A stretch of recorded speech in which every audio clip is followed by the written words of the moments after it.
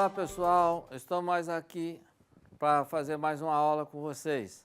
Tá? Vamos lá hoje trabalhar com a parte de aterramento e proteção contra descarga atmosférica.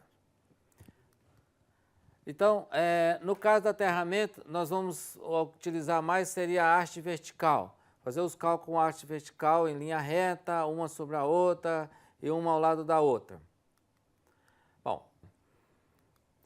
Bom, explicando aqui então sobre a haste enterrada. Essa haste enterrada aqui, ó, nós temos o eletrodo de aterramento, que é a própria haste vertical, o fio verde aqui que vai levar para o meu sistema, e aqui é um local de verificação e inspeção da haste aqui colocada sobre o solo. Tá? Nós podemos ter uma haste ou ter várias hastes dispostas em linha reta, e essas hastes nós trabalhamos com ela para fazer o nosso sistema de aterramento. Bom, nós temos que saber, antes de fazer o sistema de aterramento, qual solo que nós estamos lidando. Por exemplo, se nós estamos lidando lama, lodo, é de 5 a 100 a resistividade daquele solo, a resistividade aparente. O que é resistividade aparente? Resistividade aparente é aquela resistividade que representa o solo. Porque o solo, na verdade, ele tem várias camadas, então ele tem valores diferentes de resistividade elétrica. Nesse caso aqui, eu utilizo, por exemplo, essa tabela para eu escolher qual o valor que eu vou utilizar de resistividade aparente. Aí tem solo úmido, terra de jardim, argila seca, então tem todos. Os maiores valores encontrados são granito aí e calcário, que é de 5 a 10 mil. Bom, aqui, nesse caso aqui, ó, nós temos uma outra situação. Se o solo tem uma resistividade muito alta, ele não conduz bem, né, aquela corrente que vai prejudicar o meu equipamento ou a corrente de proteção. Então, eu faço a correção do solo com gel.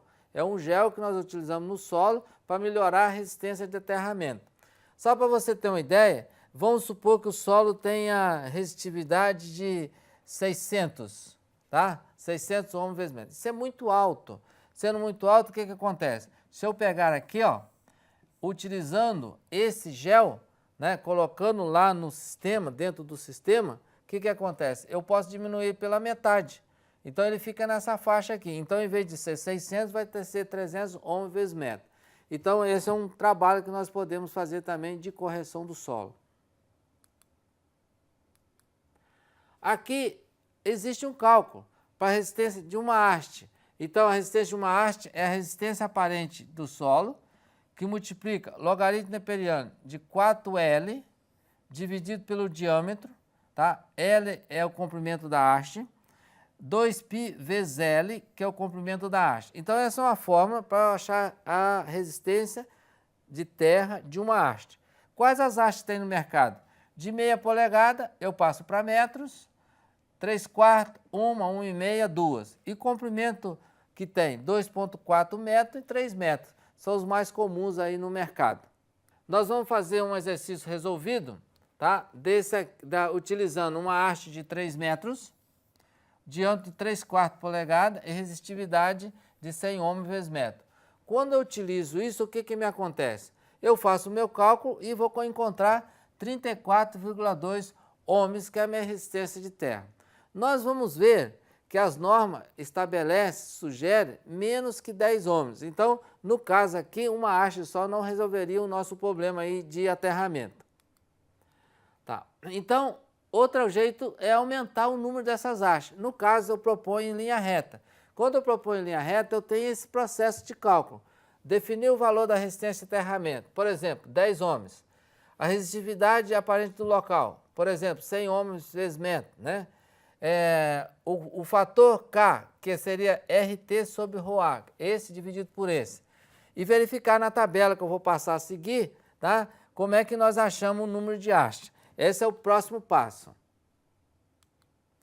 Então, essa é a tabela que nós temos o comprimento de 2,4 metros, diâmetro de meia polegada e até 34 hastes, tá? Ligado uma ao lado da outra e distantes 3 metros uma da outra. Aqui é 2,4 metros também, só que tem que é 3/4 e aqui de 1 polegada. Então, a distância entre elas sempre é 3 metros em linha reta. Então vamos trabalhar para nós vermos como é que utilizamos essa parte aqui. Então eu quero calcular o número de hastes em linha reta, tá? Do sistema de aterramento com comprimento de 2,4 metros, a haste é 2,4 metros, diâmetro de 1 polegada, distante entre si de 3 metros, resistividade aparente do solo 120 ohms vezes metros. A resistência de aterramento são 10 ohms, que é previsto na norma. A norma tem 10, 5 e 1. 10 é geral, 5 é para a área melhorada e 1 é para a área classificada ou a prova de explosão. Então, resistência 10 ohms, que eu quero a minha resistência de terra é isso. Eu tenho a resistividade do solo 120 ohms vezes metro. E aí eu acho esse fator K aqui, que é 10 por 120. Eu achei 0,0833. O que eu faço com isso? Agora você vai notar. Eu acho um número que é menor que esse aqui. Então fica 0,081. Então 0,081 eu tenho 7 hastes. Então eu vou já direto achar qual que é a minha a quantidade de hastes.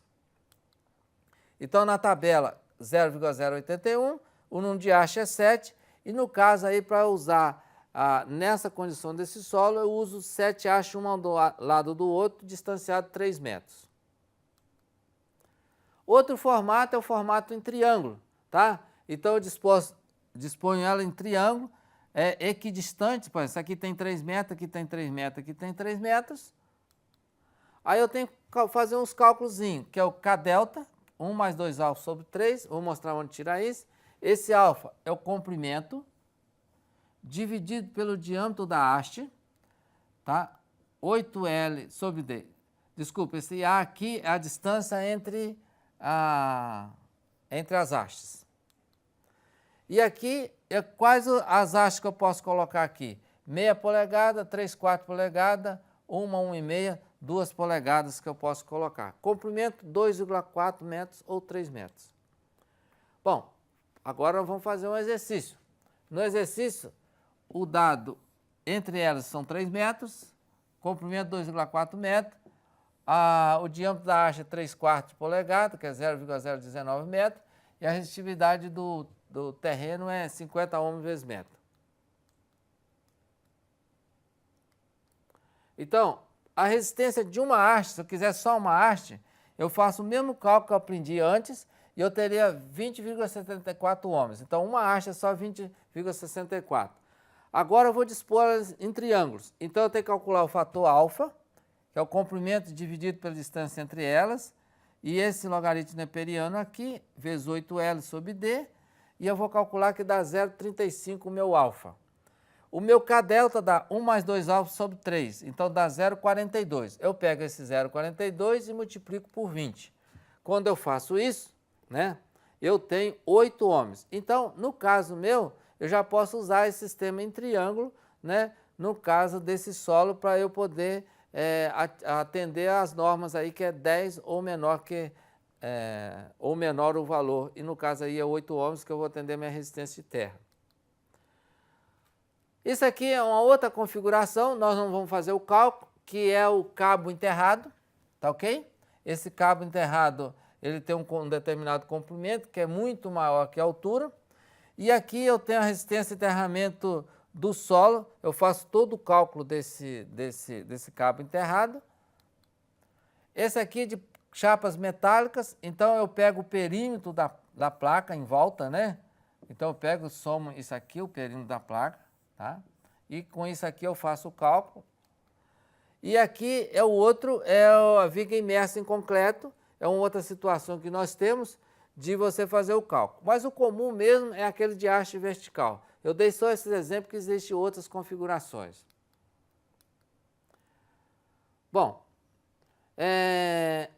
agora, o que nós vamos fazer?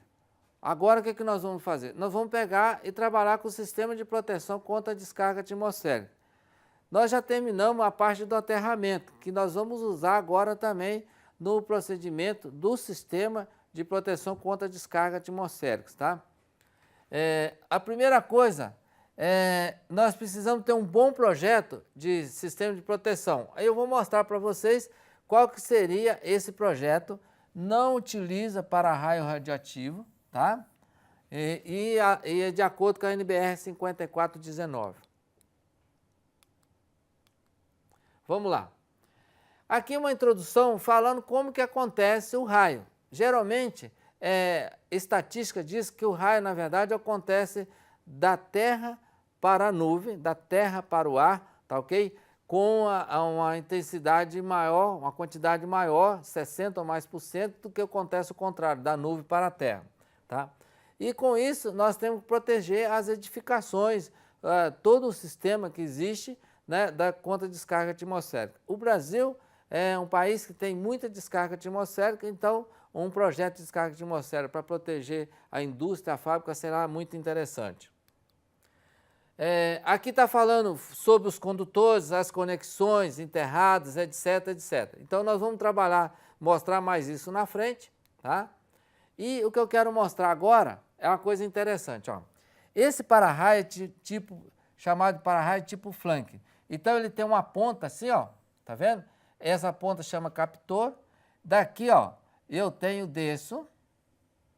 Daqui eu vou até o meu sistema de aterramento, tá vendo? Então, quais as partes do para-raio? Captor, cabo de descida, tá? E o aterramento. São as três partes principais do sistema de para-raio. Esse é o para-raio flank.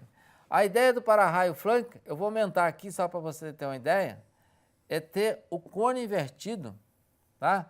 De você proteger a edificação aqui. Então, ele tem que ter esse tipo. Então, esse ângulo aqui, por exemplo, nesse caso aqui, está dando um ângulo ali em torno de 30 graus, um pouco mais. E é isso que eu queria falar aqui, ó. Esses são os ângulos de proteção. Às vezes não compensa você pôr uma haste colocar uma haste muito alta, né? Existe um outro sistema para substituir isso. Então, essas situações aqui podem acontecer nas edificações. Bom, a outra situação é a chama gaiola de Faraday. Então, gaiola de Faraday, aonde ele é utilizado? Se você olhar esses galpões aqui de fábrica, por exemplo, ou do meio rural, ele é muito comprido, largo, tem pouca altura, não muita altura, mas é um prédio grande e eu preciso proteger. Então, naquele sisteminha lá, ó, se você olhar, eu desço aqui, ó, isso são descidas, o sistema de aterramento. Então, para cada descida, eu tenho um sistema de aterramento, tá vendo? Isso tem um modo de cálculo, nós vamos mostrar daqui um pouquinho. Então, esse é o gaiola de Faraday e o anterior é o Franklin. Os níveis de proteção. Então, ó, nível de proteção 1. Então, que você tem que proteger mesmo. São indústrias químicas, explosivos, fogo de artifício, indústria com risco, refinarias de petróleo, etc. O risco 2 são as edificações, bancos, teatros, hospitais, né? Todos esses lugares aí, igrejas, é nível de proteção 2.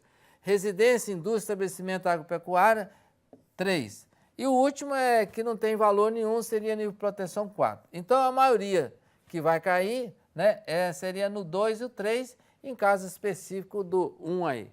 Né? Por que isso? Por causa do seguinte. Nível de proteção 1. Até 20 metros de altura, eu uso 25 graus de abertura, aquela abertura.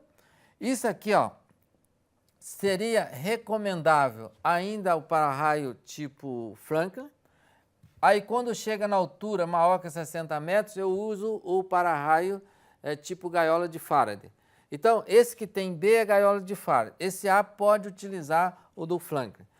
Nível 2, nível 3 e nível 4. E aqui tem a altura da edificação, né? Então, essa é a primeira situação. Quando eu utilizo a gaiola de Faraday, eu tenho uma malha. Essa malha, 5 por 10 metros, 10 por 20 metros, dependendo da proteção. Se a proteção vai aumentando, tá? Se a proteção vai diminuindo, aliás, 1 é o maior e 4 é o menor. E eu vou aumentando essa malha, eu não preciso fazer uma malha mais restrita. Vejamos a eficiência. Não chega a 100% nunca, ó. Tá vendo? Por melhor que seja.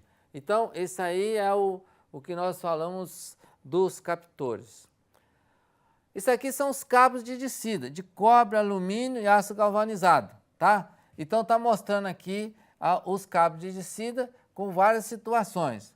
E lá no cabo de aterramento, quanto que é também, tá vendo? Condutor de equalização. Equalização que é em volta da construção, nós vimos naquele galpão que tem fio ligando um com o outro. Esse é condutor de equalização. Bom, a outra coisa que nós temos é o seguinte, é que nesse caso aqui, ó, eu tenho que achar o número de descidas, que é aquelas descidas lá. Eu faço 3 cálculos. Eu faço esse cálculo que é pela área, eu faço esse cálculo pela altura e faço esse cálculo pelo perímetro da edificação. Eu escolho qual dos 3 dá o maior número. Qual dos 3 dá o maior número, eu adoto. Mas é salutar, é saudável você ter que colocar o número de descidas, por menor que seja, maior ou igual a 2. Então, 2 ou mais descidas, porque se uma falhar, tem a outra, quando der um número pequeno. Desses 3 números, você tira o número maior que der e utiliza as descidas para proteger a sua edificação, a sua fábrica principalmente, né? Bom, dentro das descidas, a distância entre elas tem uma distância que é recomendada de 15 metros. Então tem uma aqui, tem outra mais na frente, outra mais na frente, a distância entre elas são 15 metros, tá? Qualquer que seja um descida, terá os seus próprios eletrodos de aterramento. Nós já comentamos antes que esse eletrodo de aterramento é para cada sistema. Eu posso interligá-los? Posso interligá-los, tá? A resistência de terra não deve passar 10 ohms em qualquer época do ano. Por isso que nós estudamos primeiro a parte de resistência de aterramento, uma para aplicar aqui, o outro para aplicar em motores, tá? Eletrodo e condutores devem ficar afastados da fundação 0,5 metros. Então você deve afastar para quê? Para proteger também a edificação, 50 centímetros aí. Pessoal, assim terminamos a parte de aterramento elétrico e sistema de proteção contra descarga atmosférica. Espero que tenham gostado. Até a próxima aula.